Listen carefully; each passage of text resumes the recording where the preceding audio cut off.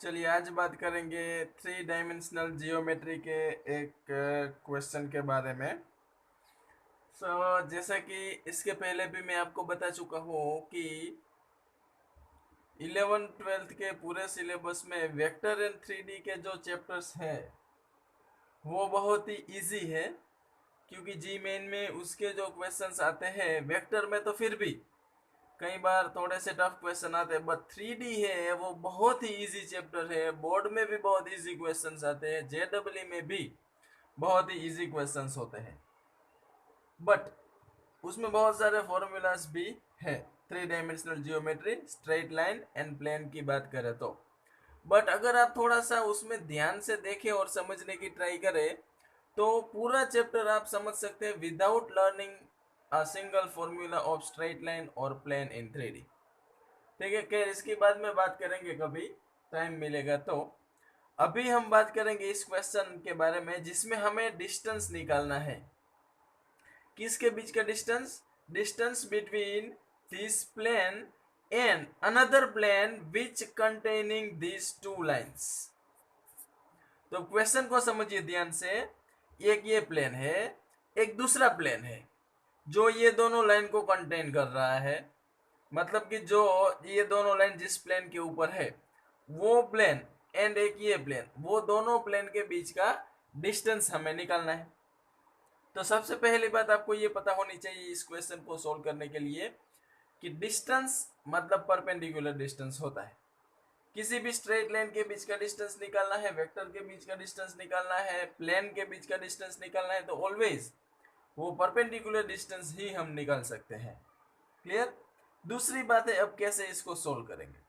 तो दो तरीके इसमें हो सकते हैं। फर्स्ट, हमारे सामने सबसे पहला थॉट तो ये आएगा कि दो प्लेन के बीच का डिस्टेंस निकालना है। ठीक है, दो पैरेलल प्लेन होंगे तो d1 minus d2 divide by square root of a square plus b square plus c square, ये फॉर्मूला यूज करेंगे। लेकिन उसके लिए हमारे पास दूसरे प्लेन का इक्वेशन होना जरूरी है।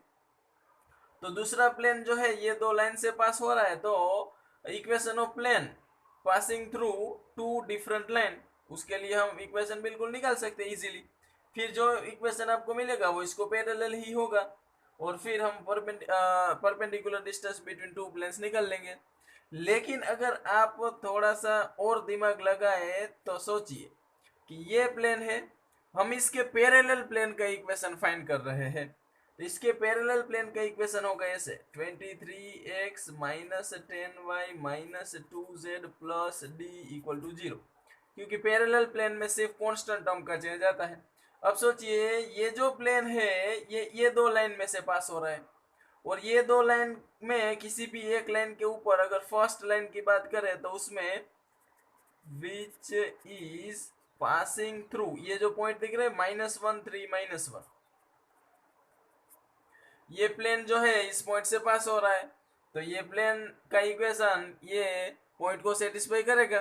तो अगर इस पे हम रखते हैं तो -23 then -30 then minus minus +2 plus D equal to 0। So ये 2 और ये -51 सामने जाके बन जाएगा 51। तो डी हमारे पास आ गया, मतलब कि हमारे पास इक्वेशन ऑफ प्लेन आ गया। अब हमें डिस्टेंस निकालना है between this two parallel plane. So perpendicular distance होता है d1 minus d2 divide by square root of a square plus b square plus c square. और d1 d2 हमारे पास है, एक 48 दिया था और 51 हमने फाइंड किया। सो 51 माइनस 42 3 हो जाएगा, उसका मॉड्यूलस लेंगे तो वो भी 3 ही आएगा। और डिवाइड बाई हमारे पास है ए बी सी, मतलब 23 10 and 2, so 23 square plus 10 square plus 4। So finally हमारे पास आंसर जो है वो इस फॉर्म में हमें लाना है। इसका मतलब ये हुआ कि न्यूमरेटर में तो कुछ भी हो लेकिन डिनोमिनेटर में तो 633 आने वाला है, ऐसी पॉसिबिलिटी है। अब कभी ऐसा भी हो सकता है कि इसमें से कुछ कॉमन निकल के कट हो जाए, उसके बाद 633 बचे, इसलिए एक बार चेक करना जरूरी है। बट अभी इस क्वेश्चन में डिनोमिनेटर यही आएगा। अगर इसको हम इसके साथ कंपेयर करेंगे तो k की वैल्यू आपको मिलेगी 3, और इस क्वेश्चन में आंसर आएगा 3.00। बिकॉज ये जो क्वेश्चन है ये इंटीजर टाइप क्वेश्चन में था। क्लियर? तो जैसा कि मैंने बोला 3D के क्वेश्चन बहुत ही इजी होते हैं। सबसे इंपॉर्टेंट बात यह है कि उसके पीछे का लॉजिक एंड विजुअलाइजेशन अगर आप समझ पाते हैं तो क्वेश्चन को बहुत ही इजीली कर सकते हैं।